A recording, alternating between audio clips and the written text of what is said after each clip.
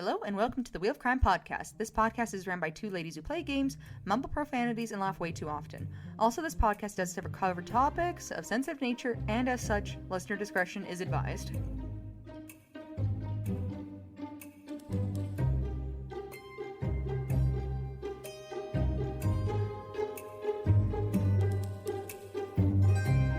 Hello, and welcome to a boozy episode of the Wheel of Crime podcast. My name is Jen. And my name is Emily. It's almost like a bougie version of the podcast, but not, because that's not who we are as people. So... Yeah, no, I'm not employed right now, so definitely not. No, and I just am the essence of chaos lately, so that's where we're at as a team here. Fucking love that for us. The strike is over though. Yay. Round of applause for me. Yes. I do go back to work in like a few days, so I am both excited and not at all excited at the same time. It's the part of having dependable income that's the most exciting part, I feel like, in this scenario, versus suddenly not having time to do anything ever anymore. Yeah, the show I'm going back to is wanting to start shooting before Christmas. Originally, I had been told that we would just be doing prep before Christmas, so it would be like, easier, lighter days.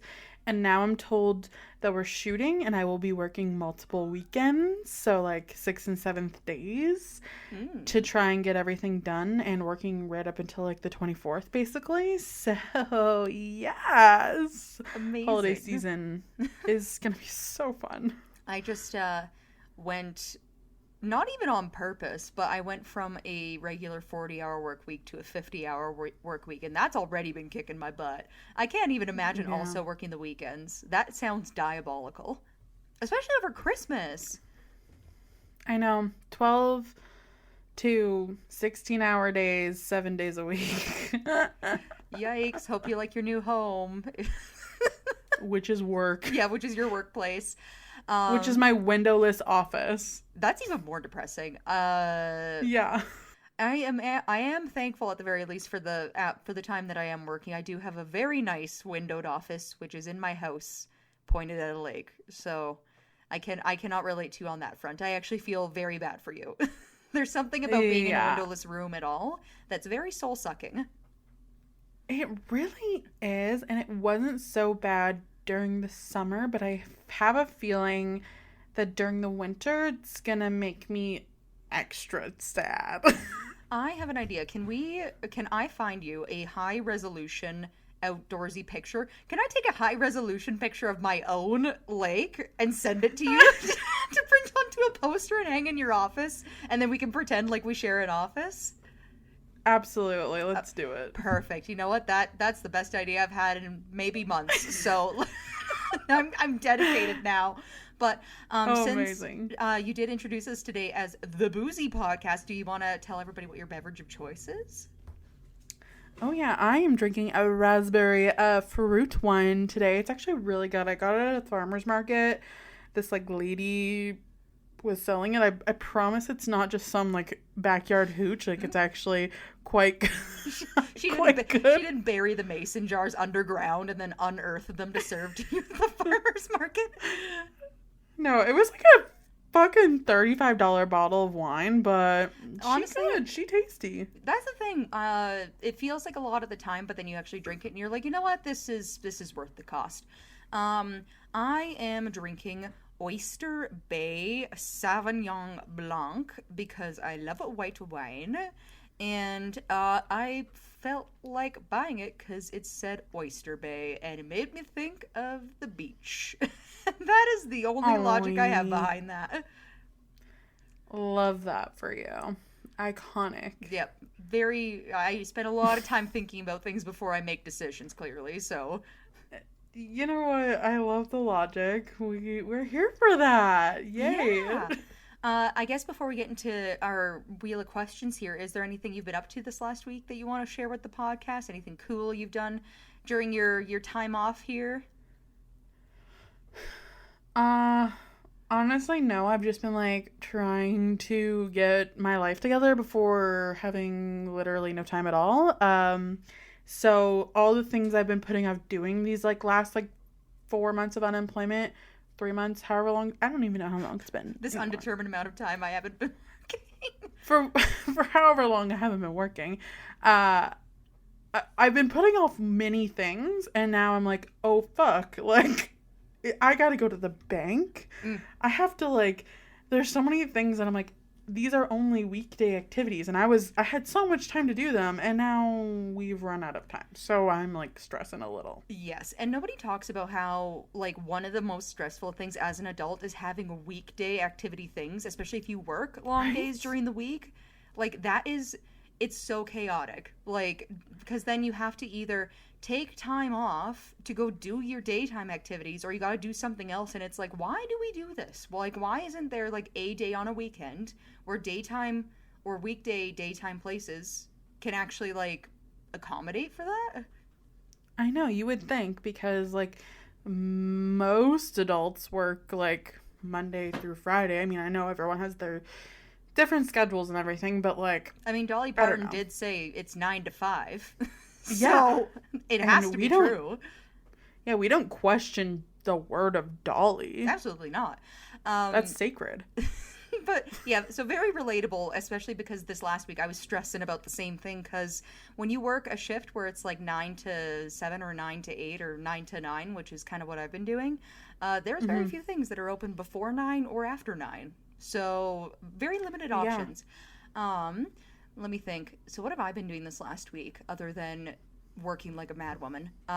Which obviously that, but I've also well, I guess I can flash out my nerdy side here because I know we've talked on the podcast before a couple of the random nerdy things that I do, like reading and playing video games and other bullshit. Um, Hmm. but this last week, I was watching the the video game. It's like an award show for video game creators. I forget the name of it because it's not something that I normally watch, but I was watching like a segment of it, and they announced that this game that I've been playing, Baldur's Gate 3, like won the top video game of the year or something like that. I think it's the Joystick Awards I was watching. Um, Yeah. but it was funny. So on that list for nominations, the third runner up was this game called Dave the Diver. Okay? So I'm like Okay. watching this award show for Baldur's Gate because I'm obsessed with it. And I see that there's a third runner up called Dave the Diver. And I'm like, what is Dave the Diver? And I see that there's a sale on the Nintendo eShop for to buy it for your Switch. And so I was like, well, I mean, I've already played Baldur's Gate, Might as like, well. right? Well, I already have like 300 hours into Baldur's Gate, and I was like, I think I need a break. Like, I still want to play games, Yeah. but I need a break from this specifically.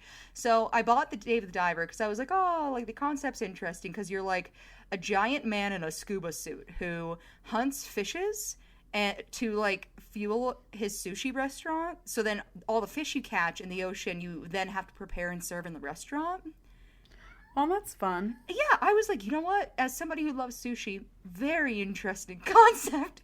So I started playing it, and I think I've been playing it every day after work this last week. I'm really surprised by how much I like it.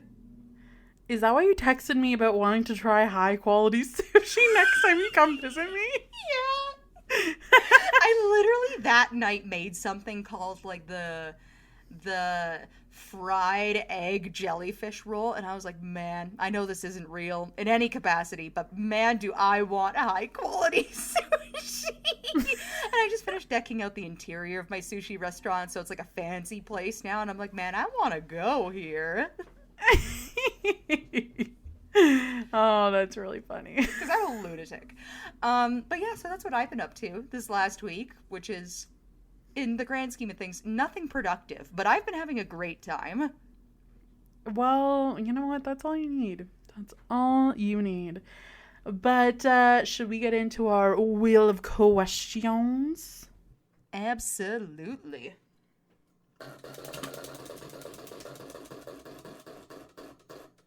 How do you feel about hospitals? Uh, I feel that they're necessary. Yeah, Uh, 100%. I can't honestly say I like them though. No, me either. It's like I understand why it's there and I understand the need for one, and I would hope that if I have anything wrong with me that like one of those places is available, but do I necessarily want to spend my time there? Absolutely not. No, especially since the wait times to get into like Emerge in Canada is always fucking nuts. Oh yeah, for sure. The last time I had to go to the emergency room, I had an acute ear infection that was kind of like it was on the verge of perforating my eardrum, so I had to like haul ass to the emergency room because it was the middle of the night. And Jesus, is this when you had COVID? yeah, it was when I had COVID. And so I get there. Obviously, I had COVID, so they had to do this whole like shebang. But I ended up being in the waiting room for like 7 hours, like crying because of how bad the pain was. And I had like clear fluid leaking down the side of my head.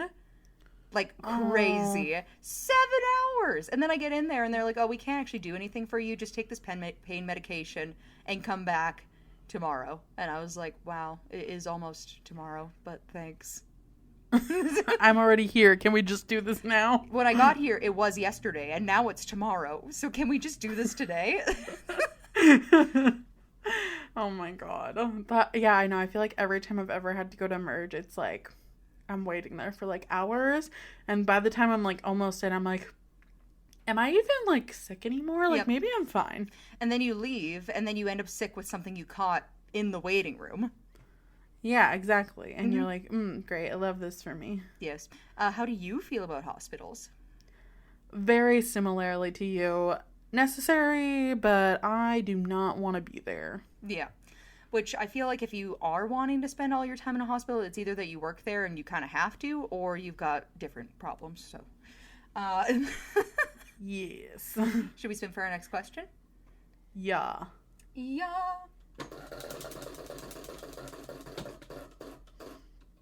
Number 3.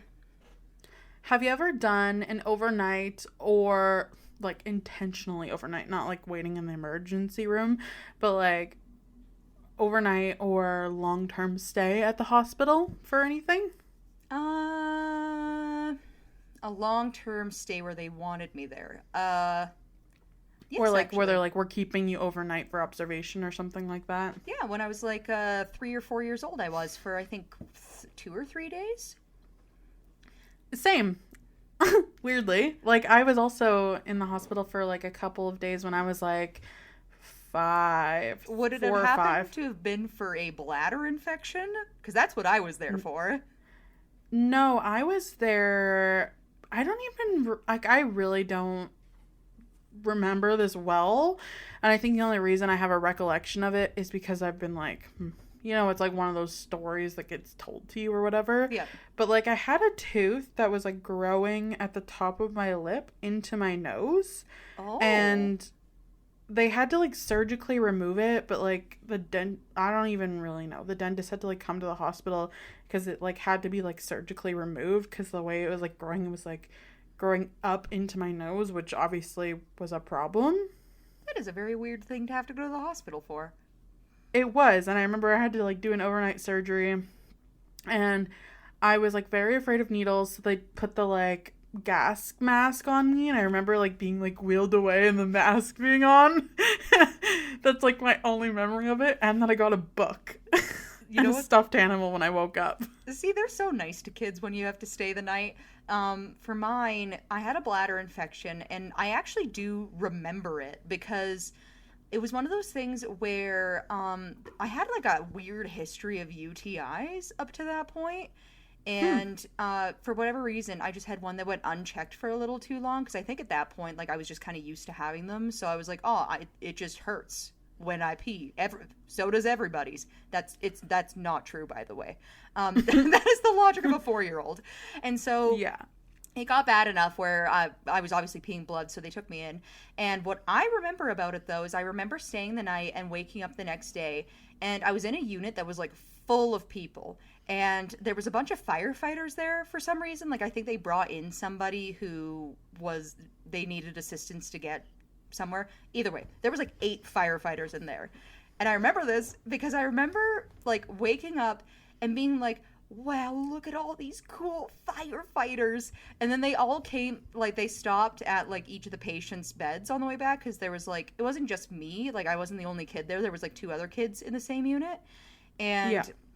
And they gave us, it looked like trading cards. They gave us little cards that featured them as firefighters with their names, and they looked like I Pokemon remember cards. those. I Yeah. used to have those too. I don't remember where I got them from, but I feel like they used to give those out. Yeah, and I had like 8 of them because each one of the firefighters came by and gave all of us kids their little Pokemon firefighter card. And then I remember showing them to everybody, and all of my aunties were like, wow, Emily, you're so lucky to see so many hot men at once. And I'm like 4, and I'm like, hot men? Excuse me. I got these cool cards.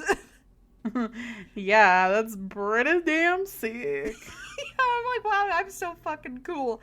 But yeah, that's all I remember from my little stint at the hospital. Amazing. Well, let's spin for our next question. Whoa. Number 4. Have you ever had a doctor not be able to diagnose a problem, so you've had to go to multiple doctors to like figure out what was wrong with you, or have a doctor not believe like a problem that you're having and be Yeah. like, you're making this up? Yeah, I've had that. I've had both the going to multiple doctors for something, and then I've also had the having a doctor not believe me for something. So for the doctor not believing me, I used to get really horrible hip pain when I was like a teenager. And it was specifically on my left side, and it would happen where, you know how if you kind of like switch your hips from side to side, you can kind of pop your hip bone out from where it sits. I don't know how to explain this really well. It's almost like if you over exaggerate putting your hip out, sometimes you can kind of shift the bone there. Yeah. So I would have that happen without me meaning to, and every time I did, it would make a really loud popping sound, and then it would hurt like somebody punched me. So Ooh. yeah, and I would go into the doctor and I'd be like, hey, like it literally feels like something is like hitting me in my leg when I walk. Because it was at a point where it would happen to me like 2 or 3 times a day. And at some point I was like, hey, like there's something going on here because this is not normal. And so they took me in, they x-rayed me, didn't find anything. And then the doctor was straight up like, because at this point I think I was like 14 or 15. And the doctor was talking to me and my mom, and he was like, yeah, I think this is just like an exaggerated issue. Whatever it is you're doing, you need to stop it. It's not real. It's not a real problem. And I was like, why would I purposefully do anything that hurts me? That's stupid. Why would you say that? The problem did eventually go away, but it wasn't until I was like, I think like 18 or 19. Like I had that as like a chronic issue for like my entire teenage years, basically. That's awful. Oh yeah. And then the other thing I had about going to multiple doctors who didn't believe me about something, before I started taking birth control, I went to about 2 or 3 doctors because I used to get really debilitating cramps all the time. And so I would be like, it was at a point, and I think you probably remember this because I would go very, very pale and sweaty and then start throwing up constantly. And it would be for about 3 or 4 days, once a month, forever. So I went to 3 different doctors. The third doctor is the one that suggested that I go on birth control for it, and that ended up fixing it, kind of, I guess. I don't know if that's really a hot fix. But yeah, for all I know, that's still an issue. And then way later on, they were like, oh yeah, you also have like weird amounts of scar tissue in your uterus. We don't know what that's about though. And I was like, thanks guys, that's cool. Awesome. Love that for me. I love that all of my Great. issues are being addressed in a way that solves problems. That really makes me feel good. Yeah. Ugh. Frick. I don't know. I feel like a lot of women genuinely have the problem where they'll say something and doctors just like won't believe them. Like I remember when I was in the 6th grade, it was the summer, and I had the most like insane lower back pain, and I hadn't gotten my period yet, I don't think. So it wasn't that, but like it was to a point where there was days I would wake up and I felt like I couldn't move, like I was paralyzed from the waist down That's because the spooky. pain was so intense. And like my parents took me to like multiple doctors, and like no one could figure out what was wrong with me. And, like, they also were like, I don't know, we feel like you're exaggerating this pain. Like, there's, like, nothing. And then eventually, like, it just kind of went away. Yeah, and then I end up finding years later that a lot of that kind of stuff, it usually is because you either pull a muscle or slip a disc. But either way, anything that's related to back pain, they're supposed to look into because that's kind of like a big deal. Yeah, like it was a problem. Like, I remember I missed like one of the, like, because in grade 6 you do one of those like government exams in Canada, at least, or Alberta, where we're from. I have no idea about the other provinces, I don't know but about anybody else, but I know what you're talking about.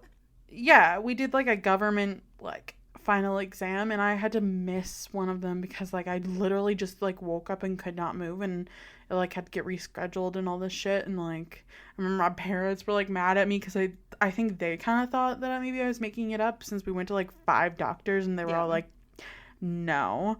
So, but I was like, I am genuinely in so much fucking pain. Yeah. Sorry, I was just waiting to interject on that, and then I was like, okay, you're good. But no, it's like, it's one of the reasons why I am kind of glad that at least in my family history, back pain's something that like it's common enough that everybody knows how to deal with it. It's like when I pulled my back out in 7th grade lifting that jug of milk, they were able to figure that out right away. But they were like, oh yeah, no, you probably did this, like that we can, take you to a chiropractor or whoever and get that solved. Like if they didn't already have those problems in my family, like I probably would have had like that, that type of back pain for like ever and ever. Yeah. I don't know. Not the vibe. I am glad it eventually sorted itself out, I guess. Solved itself? Yeah. Who fucking knows? Anyways, let's spin for a next question. Have you ever had a parent not believe a illness or like problem that you've been having medically? Oh, 100%. All the fucking time. I would have so many weird issues as a kid, but because they weren't things that like they knew how to deal with, it was like, nah, you're making that shit up. I'm trying to remember a couple of the good ones. I remember I rolled my ankle when I was working with that military program. And I knew what I did because I got my stupid combat boots stuck in a gopher hole and fell down a hill. So I knew there was something wrong. Ooh. But they like took a look at it afterwards because it was like the day that we were leaving the exercise was the day that my parents were coming to pick me up, and I was telling them about it. And my dad was like, nah, if you actually like hurt yourself, like we would know, like you'd see something, because they took a look at my ankle right after this happened. And they were like, oh, yeah, like, it's fine. But I had, like, a deep, dull, throbbing pain on the inside of my foot. And I was like, there's something bad here. Ooh. But I think what happened is because my boots were so tight, and combat boots generally go above your ankle, I think it kept the swelling down. Because they took me to church afterwards. And I was, like, sitting with my feet propped up on the pew. And my ankle had swollen up to be, like, this big. Like, it literally, like, there was my calf, and then there's this just, like, giant cantankerous blob for an ankle, and then my foot. And then I tried to get their attention, but of course, it's church. They don't want to look at you. And then we were leaving, and they were like, why are you walking like that? Just for them to look at my feet and see that, like, see that I just have this, like, issue, I guess. I don't know. It was ugly to look at, though, to say the least. And they're like, oh my God, why didn't you say anything? And I'm like, you didn't believe me. I did. No one believed me. Seriously. Oh, that's terrible. At least you got it sorted out afterwards. It is kind of funny to look back on now. But yeah, no, there were tons of things like that. Just like with being a kid where either they don't think it's serious enough to worry about, or like think you're exaggerating, or you just genuinely have an issue that they don't believe you about. Like, I remember explaining to my mom, like, the throwing up thing that I was talking about earlier that we went to a couple doctors about, and she fully did not believe me for that either.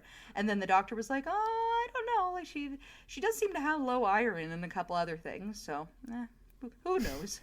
I'm alive, so Amazing. Clearly I made it this far. Oh boy. See, I feel like there was like the thing with my back where like I think my parents were on board at first, and then after we saw a bunch of doctors, they were like, maybe you're exaggerating. But it wasn't. But whatever. But I feel like the main one for me was anxiety.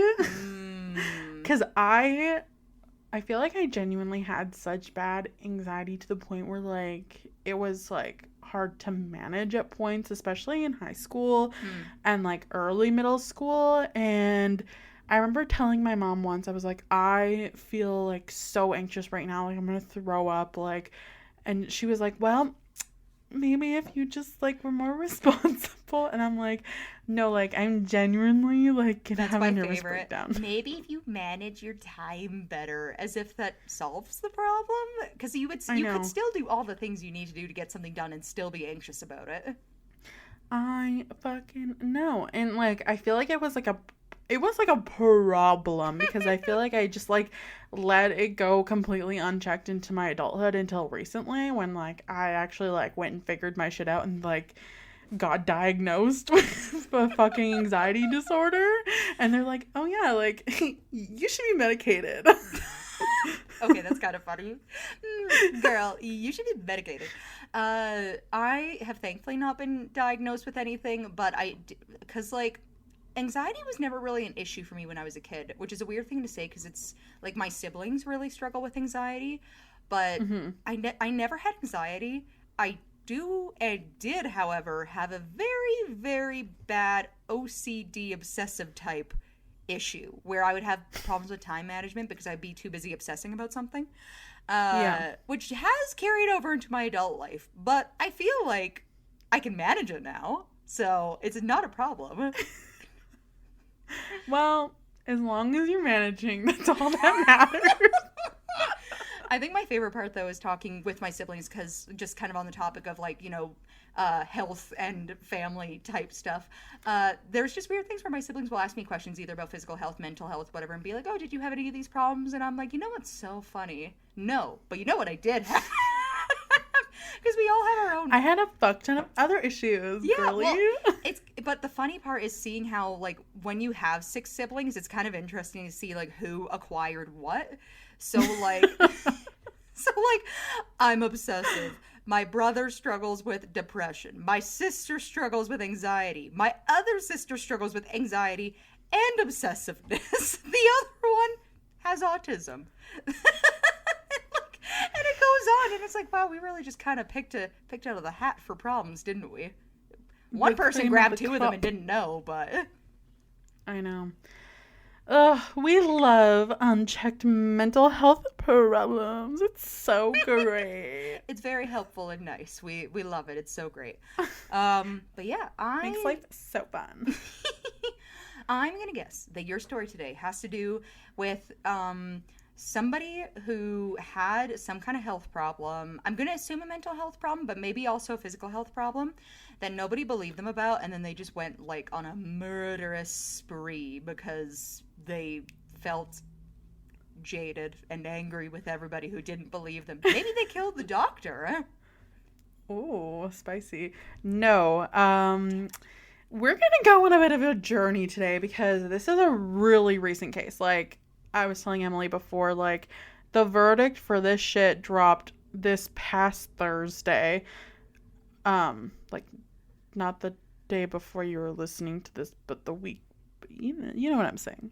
Around. Does someone understand what I'm saying? Within the last month. Recently, Yeah. a week or so ago, from when you're listening. Yeah. But yeah, so I'm just gonna get right into it. Because I hadn't heard about this trial until the verdict came out, and then I went on like a deep dive. I watched the documentary. I read all the articles. So here we are. Okay, cool. Ready, Freddy. So Beata Kowalski, formerly Beata Zarowski, was born in the Polish People's Republic and immigrated to the United States at the age of 16. She went to high school in Chicago, and then she married a man named Jack Kowalski. Together they had 2 children, a daughter named Maya in 2006, and a son named Kyle who was born 2 years later in 2008. They all lived together in Venice, Florida. So, on the 4th of July weekend in 2015, Maya and Kyle were playing with sparklers near their home when Maya had a severe asthma attack. Beata took Maya to Sarasota Memorial Hospital where she began to complain of a burning sensation in her legs and feet. Within weeks, she could barely walk. Her feet turned inward, she developed lesions, and her legs could no longer support her body.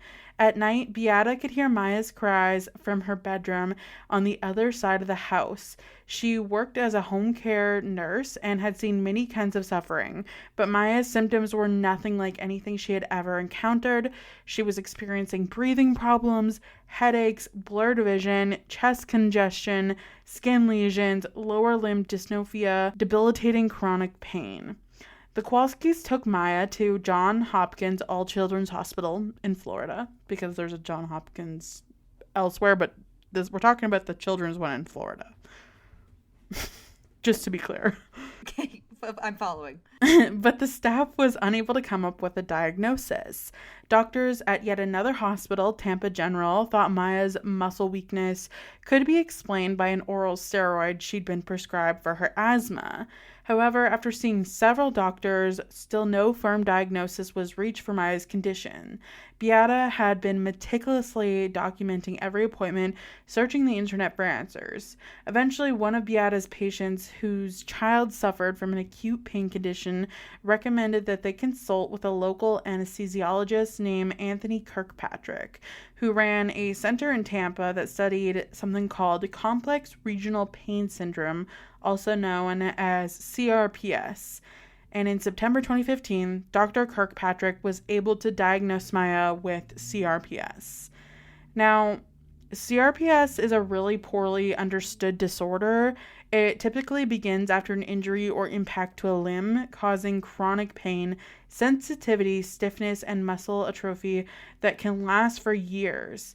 CRPS ranks number 1 on the McGill Pain Index, a commonly accepted measure of pain suffering, and is sometimes called the suicide disease for its lack of viable treatments.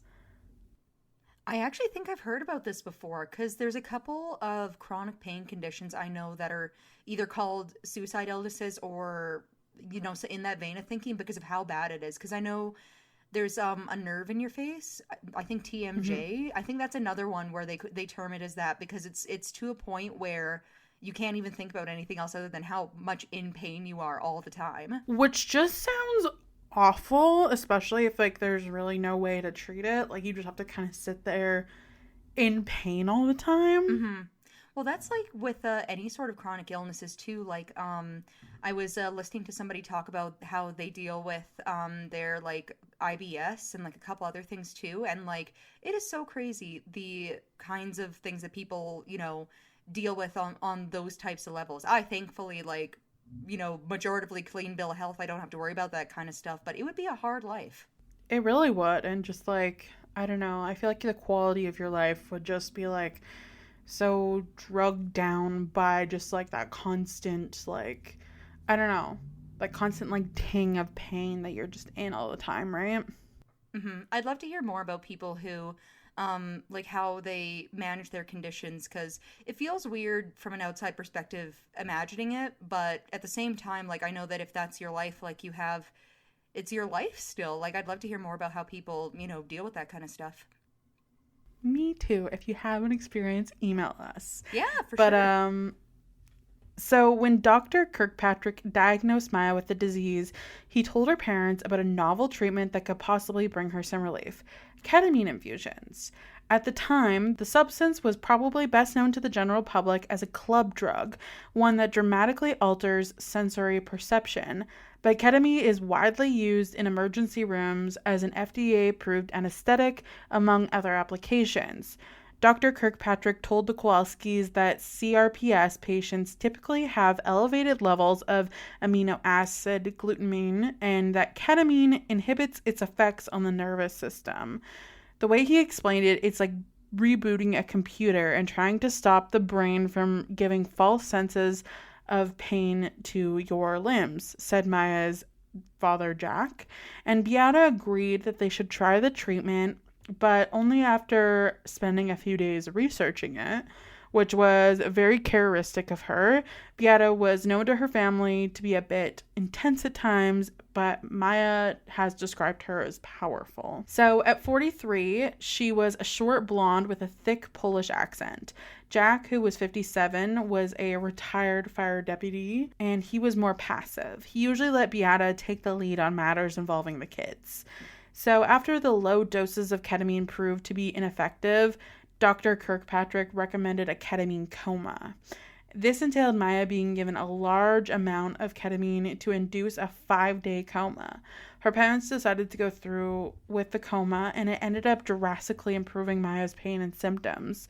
Over the next year, the Kowalskis took Maya for ketamine infusions every 3 to 4 weeks, but Dr. Kirkpatrick charged $10,000 per 4-day session, which was not covered by their health insurance. Beata worked extra shifts, and the Kowalskis sold a rental property to cover the costs. Eventually, though, the cost became too much, and her parents could no longer afford it. So, Dr. Kirkpatrick recommended Maya to a different doctor, one of his colleagues, Dr. Ashraf Hanna of the Florida Spine Institute, whose rates were lower and his services were accepted by their insurance, which helped. So Dr. Hanna prescribed 1,000 milligrams of ketamine daily for Maya, and for a year, Maya's symptoms were minimal, and the family was able to return to some sense of normalcy. Maya still required a wheelchair, but the ketamine led to a huge progress, Jack said. Maya's feet straightened, the lesions healed, and there were periods where her distress seemed manageable, which is great. It's weird because I feel like especially our age group has heard so many stories about people using ketamine as a party drug. It's weird to think about it as being used for, this type of thing, but at the same time, it does seem like it's helping, which is not something I would have expected, but I can't say I understand $10,000 bills for ketamine, though. Yeah, it seems insane. So, on October 6th, 2016, Beata drove Maya the hour from Venice, Florida to Dr. Hanna's clinic in St. Petersburg for an appointment. Jack relieved her that evening, and Beata went to work. That night, Hurricane Matthew hit, and during the storm, Maya relapsed severely.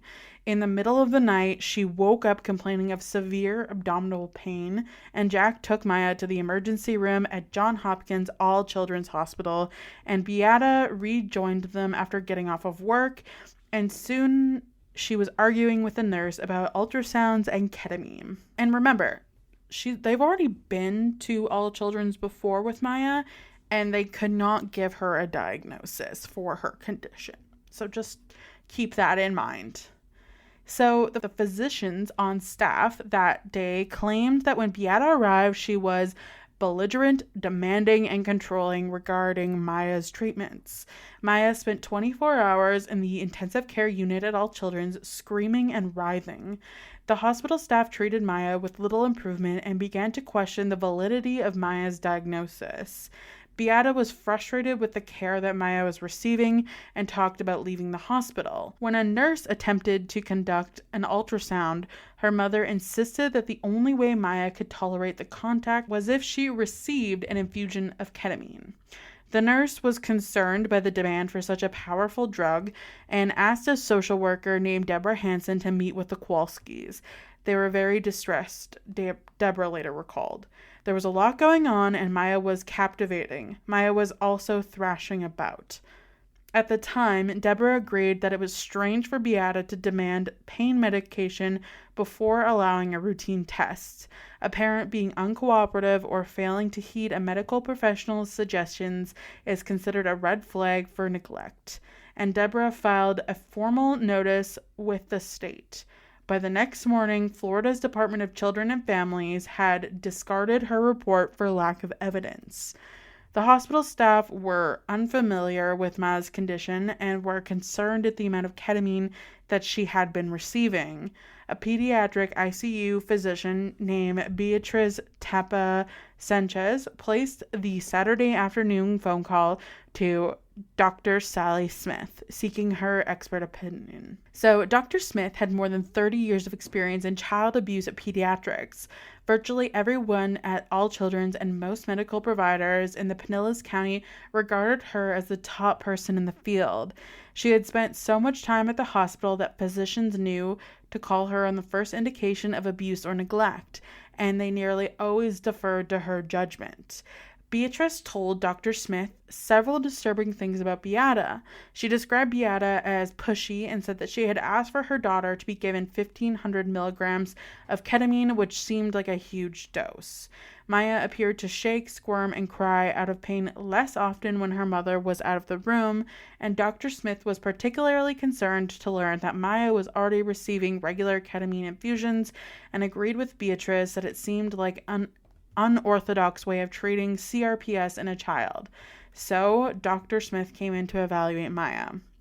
As we've established, Beata was an immigrant from Poland, and she knew how she came across to the doctors. English was not her first language, and she found it difficult to take the edge off her high-strung inquiries. When Dr. Smith started asking questions about Maya's case history, Beata hoped that she might be sympathetic. She told Dr. Smith and others at the hospital how hard things had been on the family. Beata told Dr. Smith that the previous 3 nights before they brought Maya into emergency, she was only sleeping for moments at a time. Light noise, even showers had become distressing. The droplets of water made her feel like her skin was on fire. Beata told Dr. Smith about wheeling Maya at a church because even the sound of the bells had become unbearable. They were willing to do anything to treat Maya's condition, and to the Kowalskis, ketamine wasn't alarming. What was alarming was their daughter's pain, and Dr. Smith found the stories unconvincing. In her report to the DCF, she wrote that Beata, quote, veered off regarding herself, getting no sleep for weeks, and the struggles of working to maintain insurance. Which seems pretty fucking insensitive to me, that you're like mad that she's like, yeah, life is hard, my daughter's in constant pain, and I have to work all the time to afford her treatments. You know? Like, maybe be sympathetic? I don't know. Yeah, because you're discussing a child who you're basically not treating as per how the parents have been telling you they've been treating the illness, which is then causing her more pain, which is why they're there in the first place.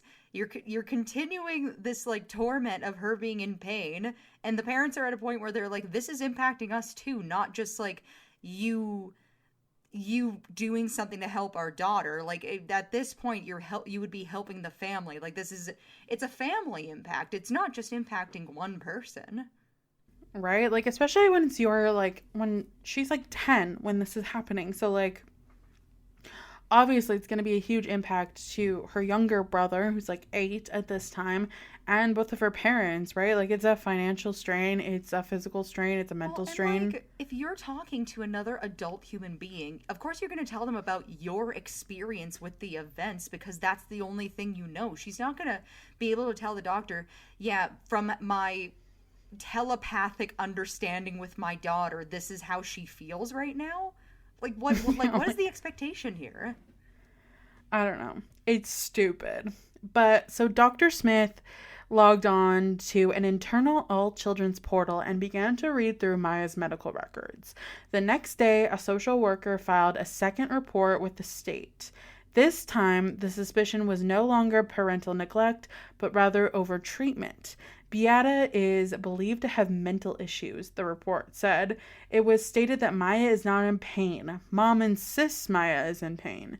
DCF accepted the second report and formally asked Dr. Smith to investigate. She was, of course, already on the case, and Dr. Smith discovered that Maya's parents had once taken her to the hospital San Jose Tecnológico in Monterrey, Mexico, for a ketamine coma, which was the one that her doctor had previously recommended, but Dr. Smith didn't know that at this point. Because that's my main question. Are none of these professionals actually trying to contact her previous doctors to verify any of this information? Like, why? That seems like that would be necessary at this point if you're jumping to the point of, oh, clearly the parents are doing something. It's like, hey, but if they're saying that they have to get the drugs somewhere, why not talk to the doctors that prescribed them, maybe? Like, is that not a great thing? Point. We're gonna get there. We're gonna get there. Cool. Because I've been thinking like that for like the last 10 minutes, and I'm like, what is happening here? So Dr. Smith said, quote, I got medical records on the child going back to when she was a toddler that were probably from 30 different medical providers. To her, the activity looked like doctor shopping and deepened her suspicion that there was another explanation for Maya's strange pain. Dr. Smith began to develop a theory that Maya was a victim of Munchausen syndrome by proxy. Now, just in case anyone doesn't know what that is, it's basically a mental health condition in which a caregiver makes up or causes an illness or injury to a person under their care, such as a child, an elderly adult, or a person with a disability. Because vulnerable people are the victims, it's considered a form of child or elder abuse. And the most well known case is that of Gypsy Rose and Dee Dee Blanchard, who I covered on the pod a long time ago.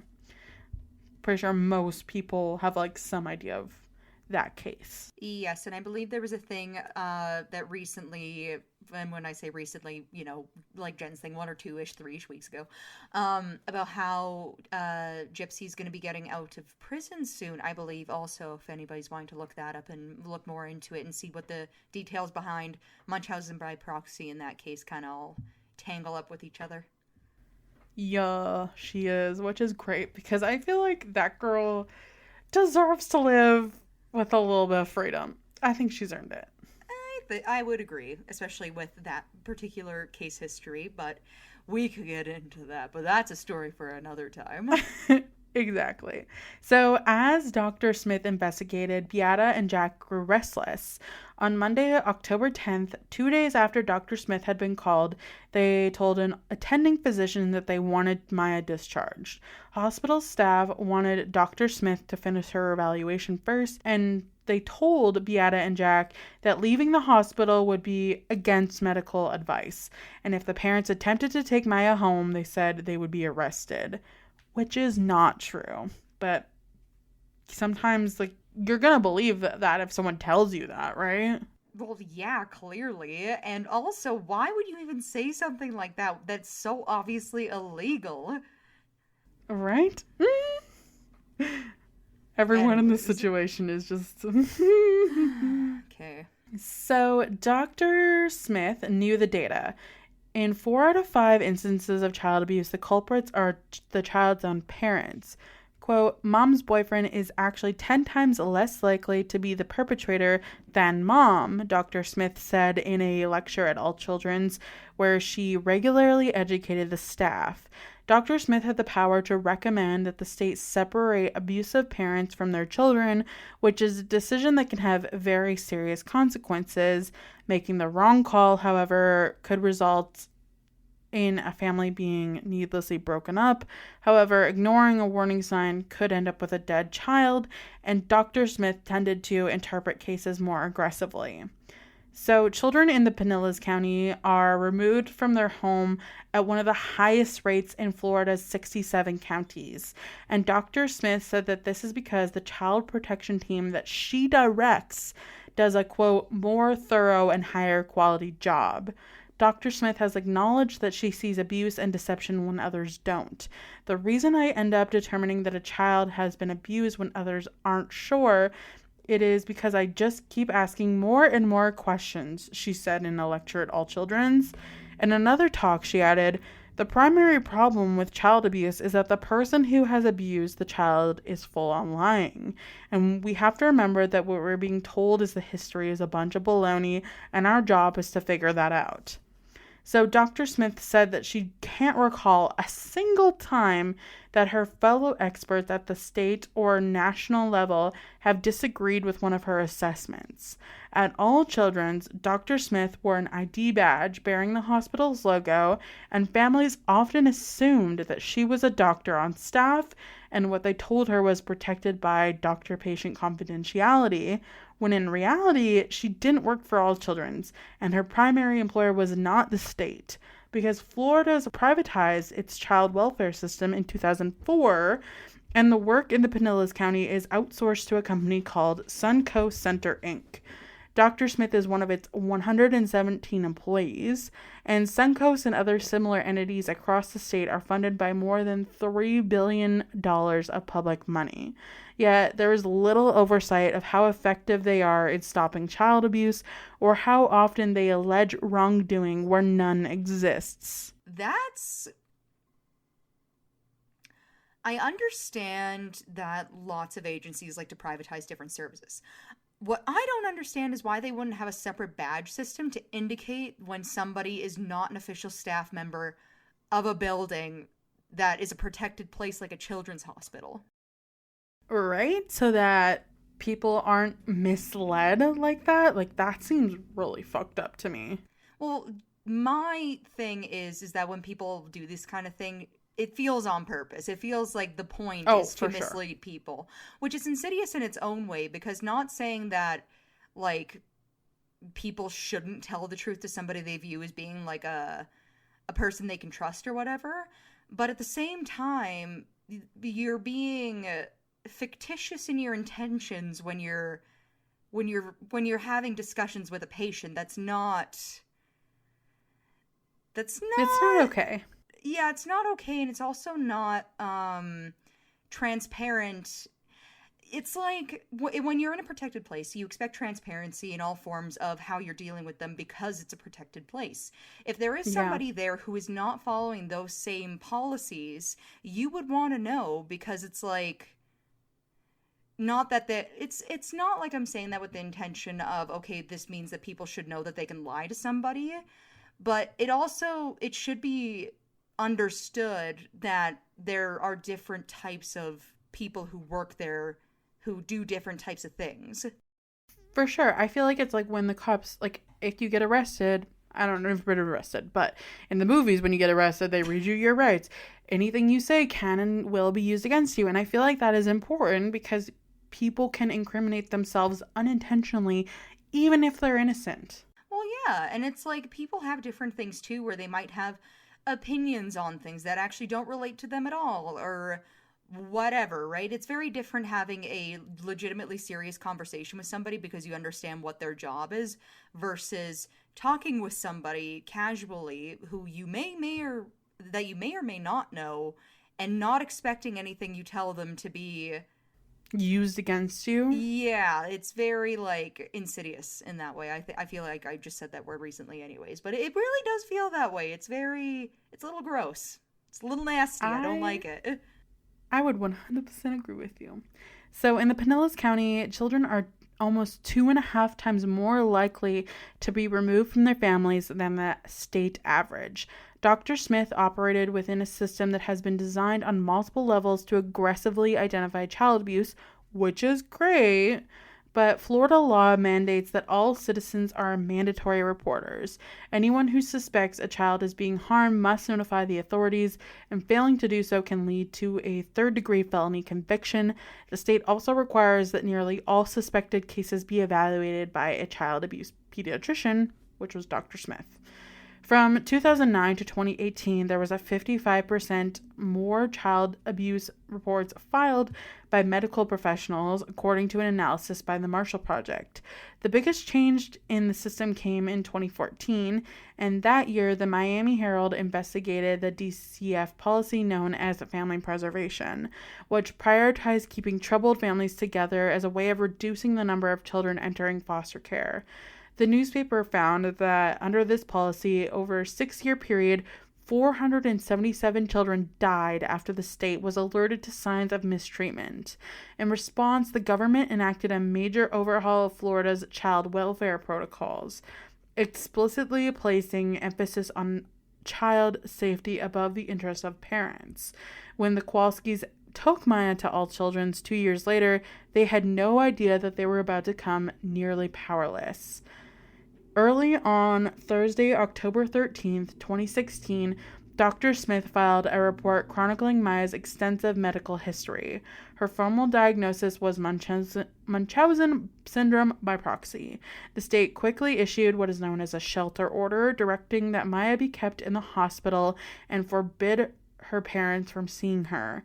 When a nurse entered Maya's room to inform the family, Beata had already left for work, and Jack was on the floor cleaning up feces because Maya was no longer in control of her bowels. "You have to leave now," the nurse said, looking at Jack squarely. "Your daughter is in state custody." As he walked out, Maya sat up in bed, calling out for her father, which is heartbreaking. I'm just gonna just do a quick little side comment here. if somebody's at the point where they were quite literally dropping deuces on the floor, and they're a child who, like, I don't remember, like, I don't know if, like, you were like this when you were a kid, but at that age, I was embarrassed about everything. Like, that person, Literally that everything. child is unwell if they are shitting on the floor and not And feeling having their dad clean embarrassed. it up. Yeah, like the most embarrassing thing in a public setting, and you're looking at them and you're like, oh, this is clearly fictitious. Like, No. I'm already suspicious. So on October 11th, Dr. Kirkpatrick's office received a request for Maya's medical records, and he asked to speak to the person conducting the investigation. When Dr. Smith called him back, she told him that she believed Maya was a victim of child abuse. Dr. Kirkpatrick reminded Dr. Smith that he had been the one to first diagnose Maya with CRPS. He'd also recommended the procedure in Mexico, which was the one she was so suspicious about. That evening, Dr. Kirkpatrick sent a memo to a colleague. Quote, I caution Dr. Smith about accusing a family member of criminal conduct as she moves forward with her investigation. He wrote, noting that doing so could result in needless and permanent harm to the child and family. Separately, Dr. Hannah, Maya's other doctor, advised Dr. Smith that Munchausen by proxy was a common misdiagnosis in CRPS cases. According to the Cleveland Clinic, there are, quote, no reliable statistics on the disorder, but one estimate is that 0.04% of child abuse cases reported annually are related to it. However, the warnings from Maya's doctors were not included in Dr. Smith's report to the state, which urged that Maya be protected from her parents. One method of supporting Munchausen by proxy diagnosis is a separation test. Remove the child from the offending parent and see if their health dramatically improves. But as weeks went by with Maya isolated, she continued to report extreme pain. Dr. Smith still didn't buy it, though, and began to wonder if something besides Munchausen by proxy could explain what was happening. She instructed doctors to secretly videotape Maya and asked nurses to try and catch her moving her legs. I just went to see Maya, one hospital employee texted Dr. Smith. I watched her use her feet to push herself several feet in a wheelchair. She was distracted, and I'm not even sure she realized she did it because I didn't call attention to it. Dr. Smith replied, fortunately, at 10 years old, she can't perform the charade effectively 24/7 and doesn't even know she's making physiological mistakes. I'm coming to take some pictures of her affected legs. Beata was unable to speak with Maya over the phone, which frustrated her and caused her to criticize the hospital staff. Beata and Jack got into heated arguments as Jack urged her not to create more tension with the hospital. A judge then issued a no-contact order between Beata and Maya. After 4 days, Jack was allowed to visit Maya in the hospital under strict conditions, and when he was distressed at the sight of his daughter's condition worsening without the ketamine treatment, Dr. Kirkpatrick informed Beata and Jack that Maya's prolonged severe pain could cause her death. Eventually, Beata was finally allowed to speak on the phone with Maya, but only under strict supervision of a social worker named Catherine Beatty. Now, Beata and Jack were a little suspicious of this new social worker, so Jack decided to Google her, and this is what he found out. Previously, Catherine Beatty allegedly used harrowing strategies to control the behavior of a 10-year-old boy whilst she was managing foster care children for the Suncoast Center for Community Health. In 2007, Catherine reportedly grabbed the boy's head, causing him to fall down, and placed both knees on the boy's chest, according to the Tampa Bay Times. The boy's face went red, and he stated that he was unable to breathe. An affidavit detailed that Catherine was telling the child, "Yes, you can." Reportedly, a therapist who was also present masked the boy's face in a towel. Initially, Catherine and the medical health professional were charged with one felony count of child abuse. These charges were eventually dropped after Catherine denied using her knees to restrain the child. So basically, it was her word against the child's, and they believed her. So obviously, after Jack found out that the person who was in charge of his daughter's care had previously been arrested for child abuse, he was not happy. But at that moment, there was literally nothing he could do. After one phone call where Maya cried for her mother and expressed wanting to come home, Catherine, the social worker, tried to get Beata's calling privileges revoked. Sorry. What? So the girl that everybody's apparently so worried about trying to protect is literally calling for her mother. The mom is not even in the picture at this point because they've evicted her basically.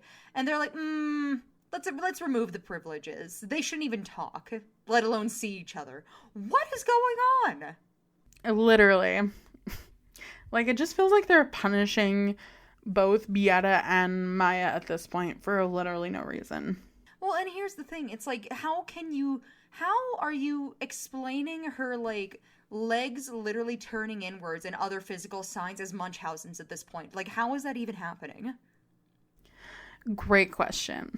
You know what I mean? Like, having your legs turn inwards on their own and be stuck like that as a, like, literal physical thing that you can see. Like, I don't imagine she's able to just straighten that out on her own when she feels like it. Like, you know what I mean? Yeah. It's insane. It's genuinely insane. So at this point, Beata then became under pending investigation by the Sarasota County Sheriff's Office. A detective interviewing Jack asked if he would be compliant if Maya was released under the condition that Maya could have no contact with Beata, and Jack said yes. The family suspected that law enforcement was trying to make Jack turn on his wife, which caused further strain on their relationship. The family went through several court hearings that repeatedly resulted in the judge siding with the hospital and Dr. Smith. During one hearing, Beata requested one hug with her daughter, but it was denied. Devastated, Beata finally reached her breaking point. So by December, a hospital pediatrician had changed Maya's diagnosis from Munchausen by proxy to fictitious disorder.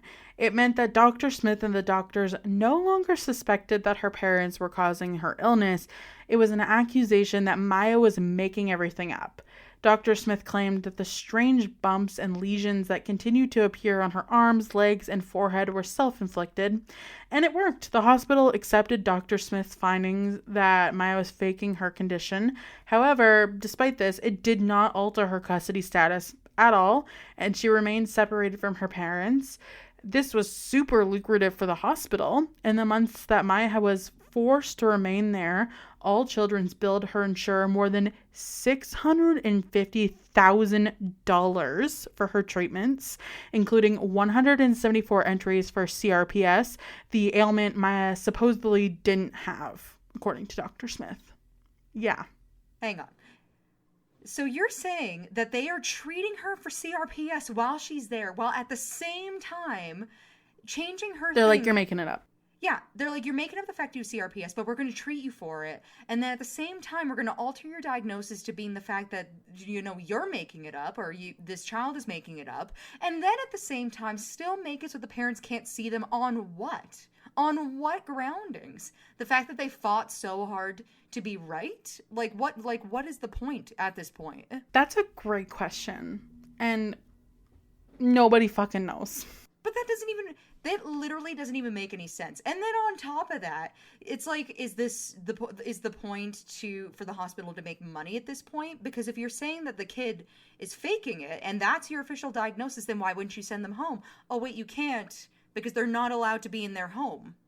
So is it like a money making scheme? Like, is it pride? What is it? Genuinely, I have no idea. But on January 8th, 2017, after 87 days without her daughter, Beata committed suicide. At All Children's, Maya was taken into a small private room where she found her father, her brother, and their priest. Jack told Maya that her mother had died, and they cried together, and after about an hour, Jack was told that he had to leave. What the fuck is going on here? Yeah, like, my jaw genuinely dropped when I first heard that. I was like... Sorry, you can only have an hour with your daughter that you have no reason not to even have in your own home, to tell her that her mother is dead, the one that she's been asking for pretty much every day since she got here, and then he has to leave because he's not allowed to be there? Like, what is going on? Yeah. Great question. So, Laura Voice, a doctor at the hospital, texted her colleague Beatriz Tepa Sanchez, quote, Ketamine Girl's mom committed suicide yesterday. Sorry to say my prediction was correct. She appears to have meant that Beata was mentally ill. OMG, Beatriz wrote back. This is terrible. I know we did the right thing, but this is really fucked up. I feel bad.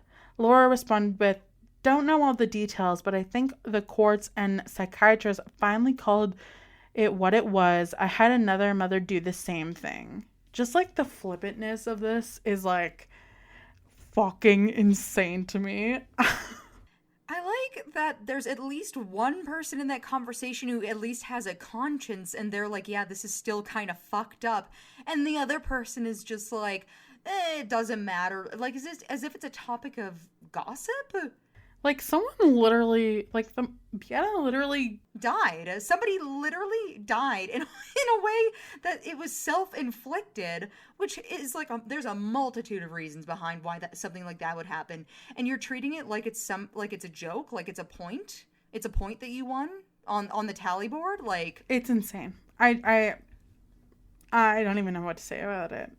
So it's gross behavior is what it is. It's absolutely disgusting. That's what all I have to say about it. In a separate exchange, Dr. Smith texted a coworker, craziest case ever. And contrary to the hospital's suspicions, Beata had never been diagnosed with a mental illness. And prior to the DCF investigation, Jack says she'd never suffered from depression. She had even undergone a court-ordered evaluations by a licensed psychologist who found no evidence that would support a conclusion that Beata has falsified her daughter's medical condition for any psychological purpose, and who concluded that fictitious disorder by proxy may be safely ruled out. The psychologist did note that Beata may have been suffering from adjustment disorder resulting from Maya's illness and removal from their home. And at the Kowalski's next family court hearing, all children's attorneys continued to argue that Maya needed to be kept away from her family and transferred to a long-term inpatient medical foster care. The Kowalski's attorney handed Judge Haworth a letter Beata had addressed to him before taking her life, and it said, "Your heart is made out of iceberg, and ACH and DCF have destroyed my daughter physically and mentally. My daughter will never be who she was before October 13th, 2016. Judge Haworth read the note, folded it, and put it away. He ruled that Jack could take Maya to Rhode Island to be evaluated by Pradeep Chopra, a professor at Brown University's medical school who studies CRPS. Pradeep later wrote that Maya's symptoms and response to treatments were consistent with CRPS and that the diagnosis of Munchausen by proxy and fictitious disorder were both incorrect. Judge Haworth remanded Maya back into her dad's custody then. Wow, okay, so the only way that we can reunite families anymore is if somebody literally takes their own life. Literally, which is a fucking insane thing. That, like, is so unnecessary. It should have never even happened in the first place. You had to tell me it had to get serious enough that people were literally dying before you looked at the case and you were like, oh, you've been treating her for CRPS this whole time? How about we send her to a professional? Oh, okay, cool. This person confirmed, who's a professional, that she does indeed have CRPS and you've been treating her correctly. Cool. What was the purpose? Not even one. Yeah. Multiple. Like, Maya's other two doctors literally corroborated the story from the beginning, and they still were like, yeah, and then this guy had to then also say again that the fact that being diagnosed as being fictitious or having Munchausen's were all false because she does in fact have CRPS and that's why she was being treated for it. Like, what? It's insane. Like, talk about all the unnecessary, like, unimaginable bullshit this family has had to go through just to, prove one person right? Literally. So when Maya left All Children's Hospital in January 2017, she weighed less than she did when she was admitted. She was so weak that it was difficult for her to sit up on her own, and Jack remembers having to put stuffed animals in the back seat of the car to support her body. At home, he said, Maya cried nonstop. Jack took her to physical therapy, installed solar panels in their pool to heat it for aqua therapy, and bought her a teacup Yorkie puppy. CRPS lessens over time in most patients. A year and a half later, as Jack watched, astonished, Maya stood up out of her wheelchair, picked up her crutches, and slowly made her way across the room. After 12 more months of swimming, yoga, and exercise, Maya took her first unassisted steps in 4 years. In 2022, at the age of 16, Maya had grown into a mature and well-spoken person. She was academically ambitious as ever, taking part in Duke University's talent identification program for gifted children. She was managing her pain with a daily regimen of intensive exercise. She said, "I still have pain, but not as severe as it once was, and I am forever grateful for that," she said in an interview with The Cut. In March of 2022, Maya competed in her first figure skating tournament in 5 years. She took first place, and much of what happened to the Kowalskis at All Children's should have not occurred. It was not true that the parents could have been legally arrested if they had taken Maya home on her second day at the hospital. Against medical advice, discharges are legal and occur every day in the United States. A 2007 study shows that 1 to 2% of all hospital admissions result in one. Also, Dr. Smith's decision to access Maya's confidential medical records through the All Children's portal on October 8, 2016, appears to have violated the privacy law known as HIPAA. According to Blaise Wabu, a healthcare compliance expert at cybersecurity audit firm, only treating physicians are allowed to access patient records unless a parent gives written consent for another party to do so. Dr. Smith was never one of Maya's treating doctors, and on the day that she opened her confidential records, there was no active DCF investigation. HIPAA violations are punishable by significant fines and up to 10 years in prison. Dr. Smith disputed any HIPAA violations occurred, though. In 2020, a reporter named Daphne Chen was investigating child welfare in Florida when she came across the Kowalski's case. She discovered that there were several cases like Maya's, all originating from reports made by Dr. Smith. In October 2015, Vivian Graham, a 36-year-old elementary school teacher in the Pinellas County, had just started some yard work when her husband Jeremy yelled for her to call 911. Their 4-month-old son was having a seizure. Paramedics arrived and said the baby seemed stable, but the Grahams insisted on going to the emergency room at All Children's, where a CT scan revealed 2 brain bleeds. Someone at the hospital, likely a social worker, called in Dr. Smith. When Dr. Smith entered the room, Viviana assumed that she was another All Children's physician, and they spoke for 10 minutes. In her recollection, Viviana mentioned that Jeremy had been able to remain calm when the EMTs were first examining their baby, and Dr. Smith grew suspicious. She asked why Jeremy had not been frantic, and Viviana explained that Jeremy was a paramedic himself, and he was accustomed to emergencies. Dr. Smith decided that Jeremy was an abuser for some fucking reason. And although the baby had no bruises anywhere on his body, Dr. Smith concluded that he had been slammed on a soft surface and that the head trauma was inflicted. 2 days after she sent her evaluation to DCF, Jeremy was charged with aggravated child abuse, a felony punishable up to 30 years in prison. Dr. Smith disputes Viviana's account. Viviana hired an attorney and had the baby assessed by a neurologist and a radiologist who noticed that his brain bleeds continued to originate even when his father was nowhere around.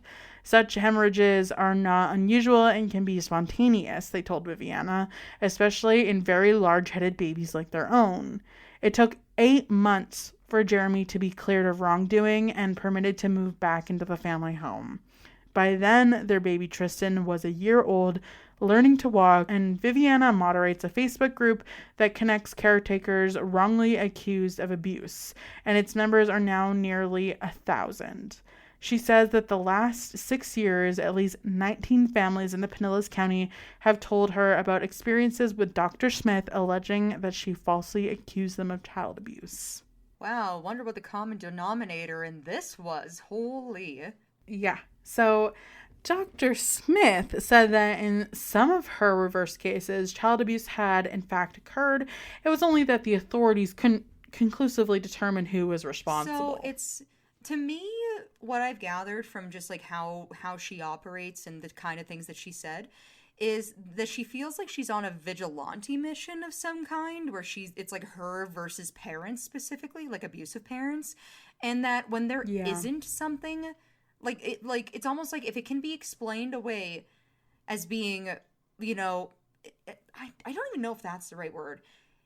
It's almost like she doesn't believe that things can just happen, that children get sick and there's nothing that you can do about it. She seems to always be trying to find links towards abuse or the parents doing something, which to me sounds like she has some mental issues if she's constantly looking for situations where she can like say that parents are being abusive towards their children or somehow validate it. 100% agree with you. Like, it seems like she's like It's either a power trip. looking for problems where there is none. Yeah, it's either a power trip or needing to feed some sort of weird mental thing. And on top of the fact that she's not even technically considered a licensed professional in the way that people are expecting them to be when she's talking to them, is like a whole different thing. It's like you work for a privatized company, and who even knows like the types of people that they hire for that or what you need to be qualified in order to get that job. It's almost like, and even like, so not only is she feeling failing families because she has her own mental hang up on how she wants to view the world, but also the nurses that are backing her on this and like feeding into this like, oh, everybody's terrible, everybody's out here hurting their children narrative that is seems to be designed at this hospital. It's insane. And it's like, does no one stop to like think like, maybe if we're going to accuse someone of a fucking felony, we should look a little harder at this? Well, that's why I'm saying like it gives me a weird like feeling of like vigilante justice, as if they know the stakes and it makes them feel good that they're taking down the bad guy to such a degree. You know what I mean? Yeah. So Dr. Smith added, we have children that come to see us that have less serious injuries where a recommendation is made for the child to be removed for their safety, and the next day the judge decides that declines that request. Just because they determine they are not going to proceed with criminal charges doesn't mean there wasn't child abuse or that I, quote unquote, made a mistake. So you're gonna love this next Can't little bit, because it's petty, and I like, am I fucking love that legitimately for gonna love us. it, or am I gonna quote unquote love it? No, you're gonna love Okay, it. great. So the closest that Dr. Smith came to admitting that she may have been wrong was in the Graham case. Every year at Christmas, the family sends Dr. Smith a card and a new family photo and a note from Viviana.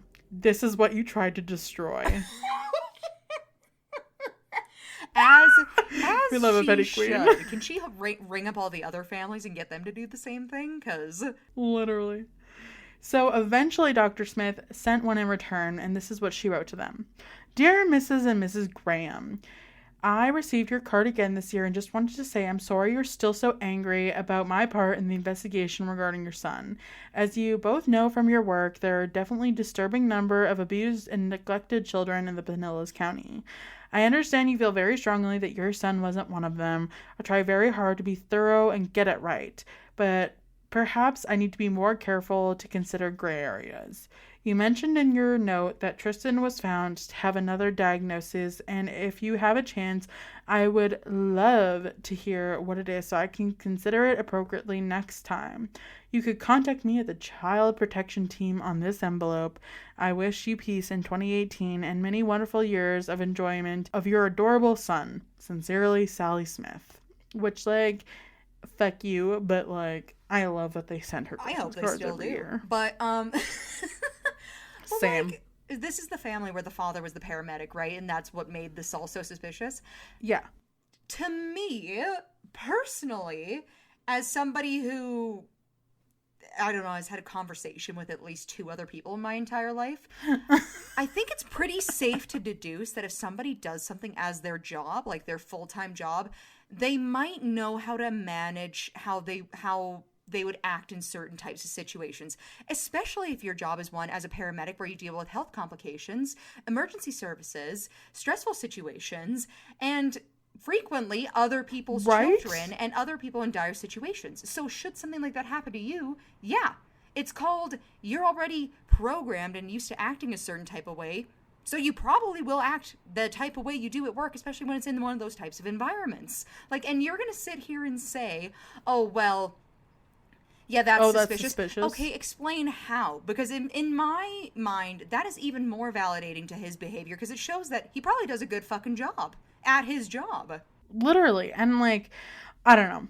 The whole thing is fucking stupid, and I feel like she should maybe take a moment to like realize honestly, that.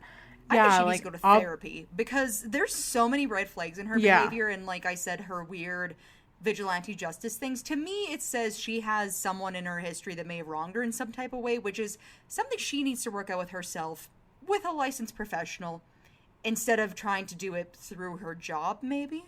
Yeah. And obviously, you want child abusers to be caught and the kids to not fucking end up dead. But also, like, you can use fucking common sense to deduce that not every parent is beating their children and, like, causing these injuries. Sometimes kids just, like, have other And here's the thing problems, about you children. know? Children are literally learning and growing in a world that they don't yet understand. They're going to get sick. They're going to do things we don't understand. They're going to hurt themselves in a way that we deem unfathomable, like for all the things that we do to try to keep them safe. It, like, shit is going to happen. And for people to sit here and be like, well, it can't be because I choose to not believe that. Well, I don't really care what you choose to believe, personally, because anybody who spent any amount of time with a child is going to know they're crazy. They are crazy. They are. Crazy little teeny tiny humans that do whatever the fuck they want most of the time. And that oftentimes lead to them getting hurt, or maybe just from them being alive, they end up getting hurt or being sick. You don't really know. They can't tell you how they feel. And that's just what happens. Or at least they can't express to you the way that another grown human would, how they feel about certain types of things, or how they interpret the world, or what's happening to them, because they're still learning it. 100%. So, just to wrap this up, I'm going to tell you about the lawsuit with Maya. So, in October 2018, Jack decided to file a lawsuit against Johns Hopkins All Children's Hospital, DCF, Suncoast, Dr. Smith, and the social worker Catherine Beatty. A judge determined that there was sufficient evidence for punitive damages to be awarded for the charges of battery and false imprisonment. In early 2023, Dr. Smith and Suncoast settled their portion of the lawsuit for $2.5 million. And this past Thursday, November 9th, 2023, the lawsuit against All Children's Hospital was finally settled. The hospital was found liable on all counts that included those of false imprisonment, battery, and intentionally inflicting emotional distress on both Maya and her mother, Beata. Maya and her family were awarded $261 million from the lawsuit against the hospital, which good for them. Not that it really takes back the death of their mother, but nothing ever will. No. But you know, it's something for everything that's happened to them. Yeah. So now the civil case for Maya and her family is over. However, after she won the civil case, it was announced that a new criminal case against the hospital was in the works.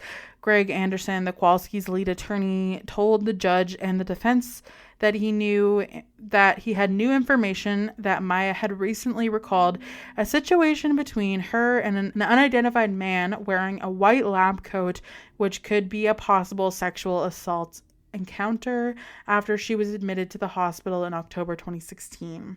Now, that's an open case, so there's not a ton of info on it yet, but Greg Anderson said that the complaint was for criminal assault against an unknown perpetrator, as the identity of the individual is still unknown, and that's kind of where we're at. Hopefully, more info will come out soon, and Maya can get all of the justice that she deserves. Nobody can see this right now. I've just been spinning in my chair, pulling at my eyebrows, because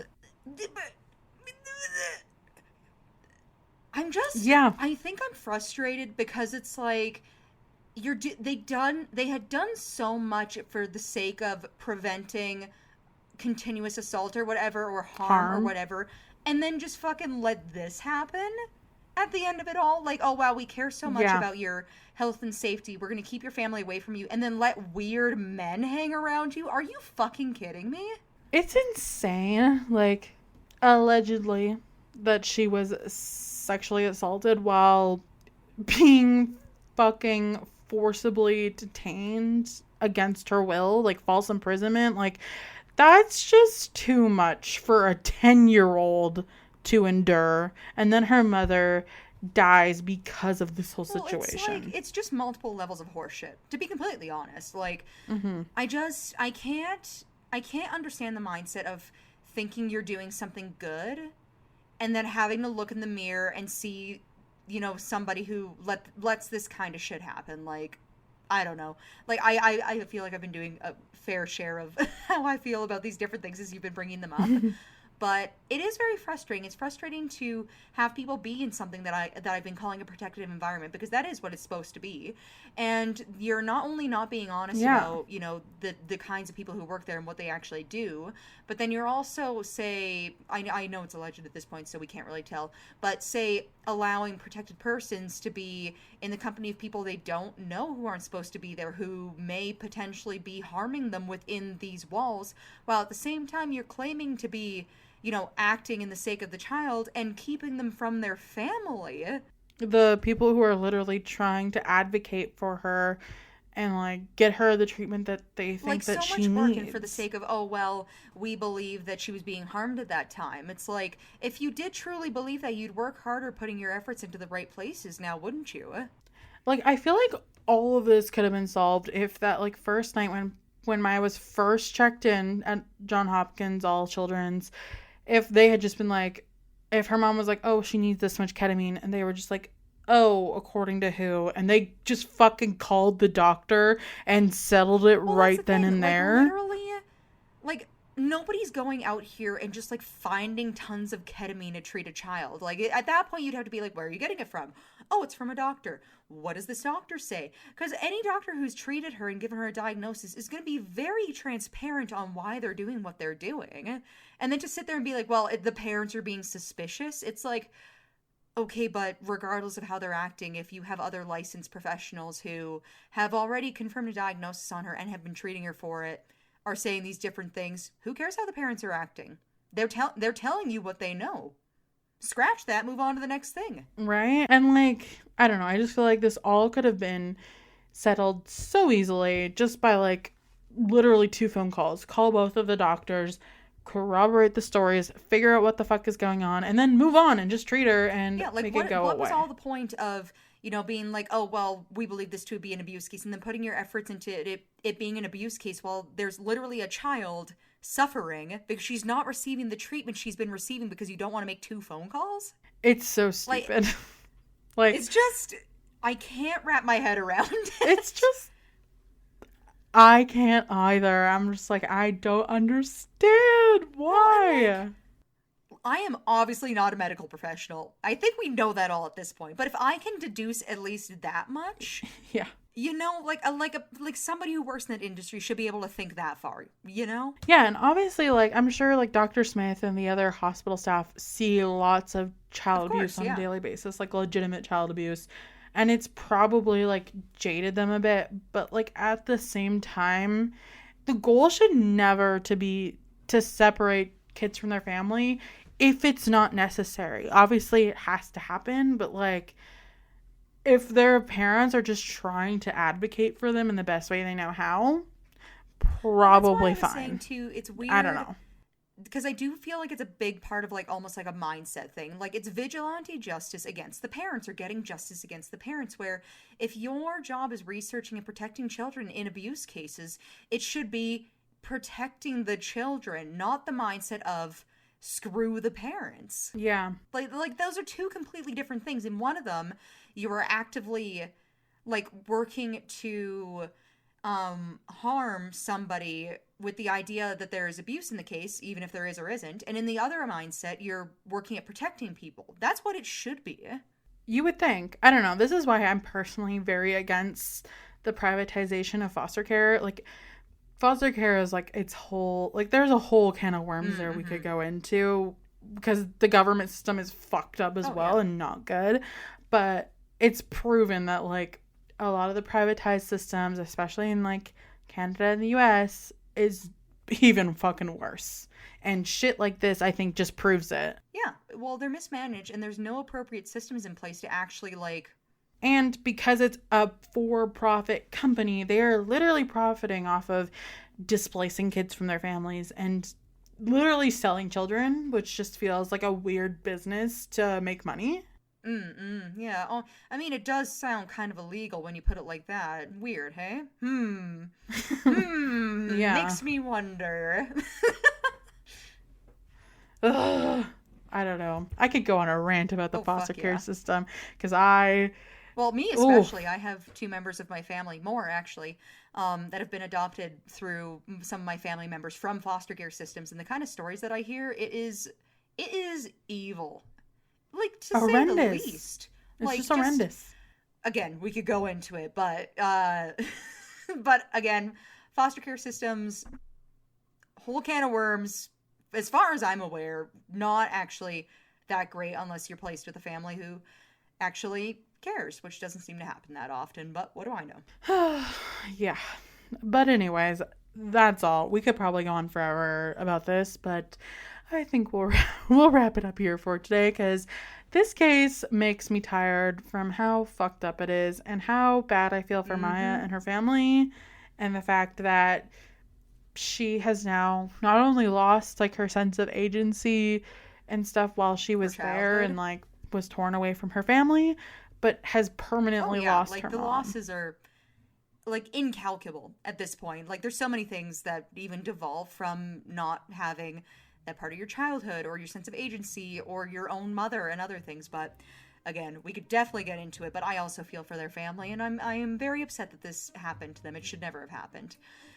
But with that, we are at the end of today's episode. If you enjoyed this episode, which, woof, but at the same time, kinda, you can follow us on social media, which is Facebook, Twitter, Instagram, and TikTok, all at Wheel of Crime. You can also send us an email, wheelofcrime@gmail.com, if you want to reach out to us there.